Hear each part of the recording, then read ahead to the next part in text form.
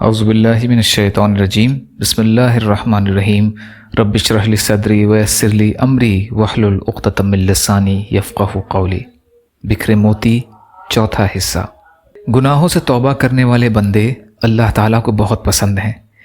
رسول اللہ صلی اللہ علیہ وسلم فرماتے ہیں، اس کی قسم جس کے ہاتھ میں میری جان ہے، اگر تم خطائیں کرتے کرتے زمین اور آسمان پر کر دو پھر اللہ سے استغفار کرو تو یقیناً وہ تمہیں بخش دے گا۔ اس کی قسم جس کے ہاتھ میں محمد صلی اللہ علیہ وسلم کی جان ہے، اگر تم خطائیں کرو ہی نہیں تو اللہ عز و جل تمہیں فنا کر کے ان لوگوں کو لائے جو خطا کر کے استغفار کریں اور پھر اللہ انہیں بخشے۔ مسند امام احمد کی روایت ہے یہ۔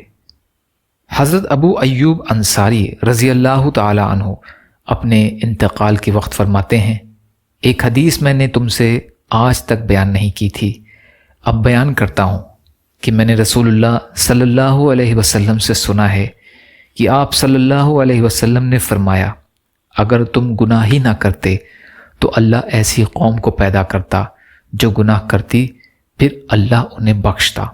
صحیح مسلم وغیرہ کی روایت ہے یہ۔ حضور صلی اللہ علیہ وسلم فرماتے ہیں، گناہ کا کفارہ ندامت اور شرمساری ہے، اور آپ صلی اللہ علیہ وسلم نے فرمایا، اگر تم گناہ نہ کرتے تو اللہ تعالیٰ ایسے لوگوں کو لاتا جو گناہ کریں پھر وہ انہیں بخش دے۔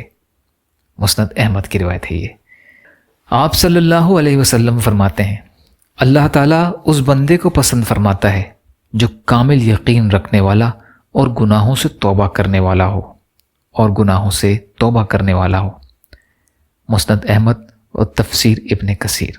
فائدہ: ان حدیثوں کا یہ مطلب نہیں کہ اللہ تعالیٰ کو گناہ پسند ہیں، بلکہ ان حدیثوں کا مطلب یہ ہے کہ گناہوں سے توبہ کرنے والے بندے اللہ تعالیٰ کو بہت پسند ہیں، لہٰذا گناہگار بندے اللہ کی رحمت سے نا امید نہ ہوں، گناہوں سے توبہ کریں، اللہ تعالیٰ خوش ہو کر معاف فرمائیں گے۔ یا اللہ ہم سب کو کہنے سننے سے زیادہ عمل کی توفیق عطا فرما۔ یا اللہ مظلوم فلسطینیوں، کشمیریوں، روہنگیا مسلمان جہاں بھی پریشان حال ہیں، یا اللہ ان کی مدد فرمائیے۔ ہم سب کو اپنی استطاعت کی بقدر اپنا حق ادا کرنے والا بنائیے۔ جو مانگا وہ بھی عطا کر دیجیے، جو مانگنے سے رہ گئے وہ بھی عطا فرمائیے۔ ربنا تقبل منا انک انت السمیع العلیم برحمتک یا ارحم الراحمین۔ لا الہ الا اللہ محمد رسول اللہ۔ السلام علیکم۔